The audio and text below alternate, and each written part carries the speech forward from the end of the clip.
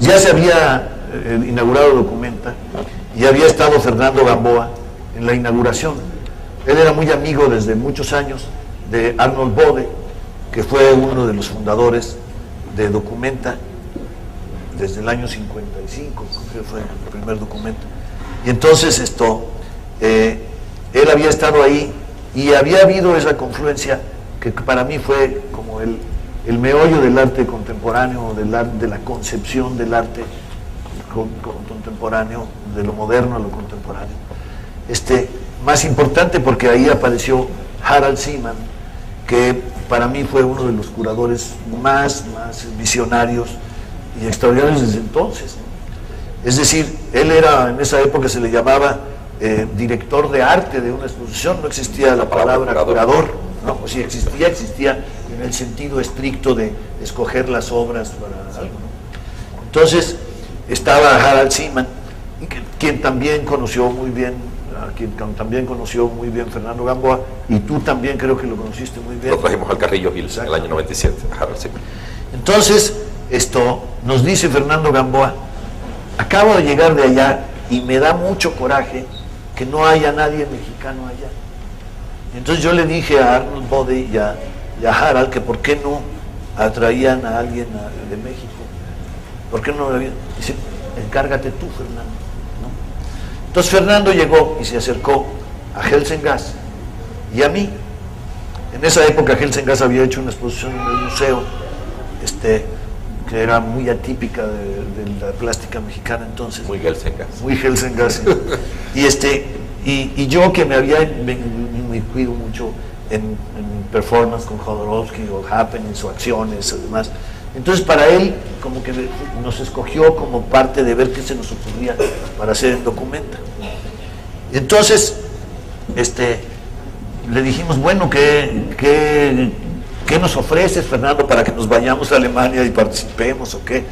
¿O cómo va? Me dice: no, piénsenle y vemos. Yo les doy cartas de Arnold Bode y de Harald Seaman y mías para ver qué pueden hacer ustedes. Entonces dije: bueno, pues danos unas para Lufthansa, ¿no? Entonces nos fuimos a Lufthansa. Bueno, primero le dijimos, platicamos Helsengas y yo, y le dijimos: ¿por qué no nos permites? En esa época nos llevábamos muy bien con Juan José Gurrola. ¿Por qué no nos permites llevarnos también a Juan José Gurrola?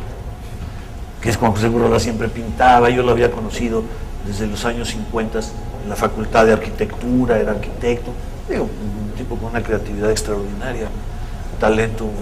Entonces dijimos: nos llevamos hagan lo que quieran. Entonces nos fuimos a Lufthansa y fuimos a proponerles que nos dieran los boletos para irnos a Documenta. Y pues dijeron: sí, pero denos algo a cambio. Entonces yo les ofrecí un cuadro mío, nos dieron los boletos y nos fuimos y dijo Helsen: yo patrocino lo que es los gastos de hoteles y cosas así. Y total nos pusimos de acuerdo y nos fuimos a Alemania. Y en el transcurso de todo esto, ¿y qué vamos a hacer? Pues ya se nos ocurrirá algo. Entonces hablábamos de qué forma participar sin que una participación fuera una constante en la exposición, ¿sí? ¿De qué manera podemos intervenir la exposición? Si ya sea poniendo objetos o algunos y que estemos presentes en todos lados, no importa si era arquitectura o si era la sección de hiperrealistas o las instalaciones, dejar como una huella. Pero entonces era difícil llegar a crear un objeto que pudiéramos repetir. Entonces dijimos: vamos a manejar un concepto. Entonces, ¿qué mejor concepto? Bueno, vamos a robarnos el arte de cada pieza y la vamos a juntar, y con eso vemos de qué forma trabajar y de alguna manera intervenimos las piezas. Bueno, pues vamos a ver. No teníamos un plan preconcebido sobre el asunto. Entonces llegamos y nos recibe, ya cuando llegamos a Kassel, nos recibe el profesor Bode y nos invita a comer. Y dice: bueno, qué bueno que están aquí. Ya me habló Fernando para decir que vayan a hacer. ¿Y qué quieren hacer?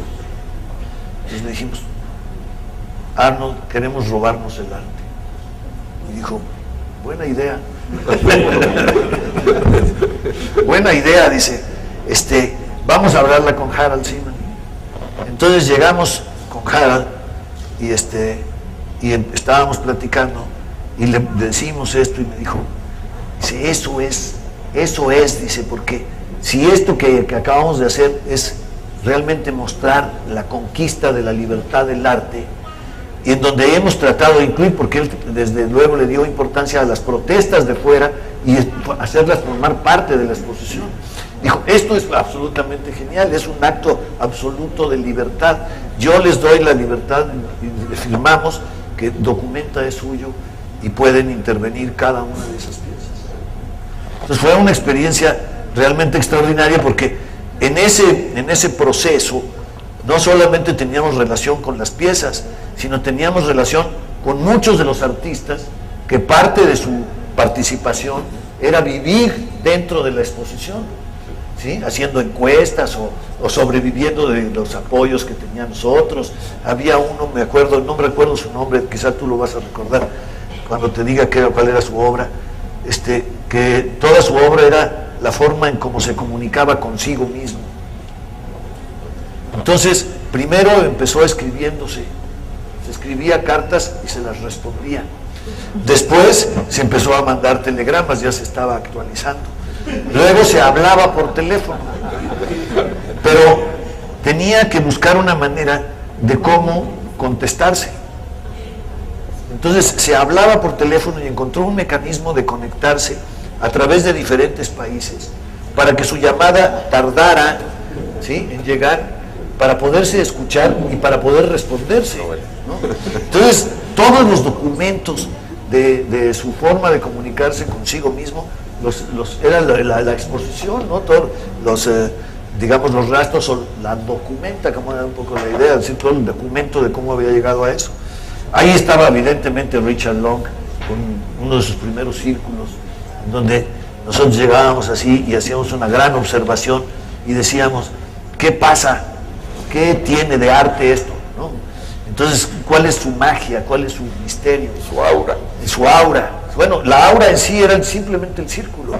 Eso fue extraordinario, porque durante los días que estuvimos ahí filmando, todos los días con todas las piezas, pasábamos por esa obra y llegaba la gente y nadie cruzaba el círculo hacia el interior, ¿no? Entonces ya era una pieza que teníamos que robar.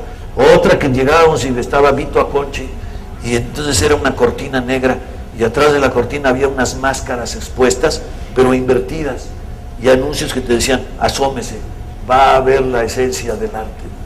Entonces así fue una experiencia verdaderamente extraordinaria, porque fue el meollo, es decir, llegar a una instalación de Kingholz del tamaño prácticamente de la base de este museo, en un inflable. Desde que llegabas al museo y veías la obra de Panamarenko, que era una especie de burbuja como un chicle bomba que salía de uno de los balcones, en lo gris de Kassel, en esta sobriedad alemana, y entonces él se le ocurrió meter en esta burbuja unas palmeras que salían de una estructura de fierro, unas palmeras artificiales pero frondosas y verdes, y una hamaca en medio, ¿no? Y entonces era realmente vivir pues un mundo en el arte en donde ya lo que había ganado a través de la historia era el expresarse con una libertad y una creatividad absoluta, ¿no?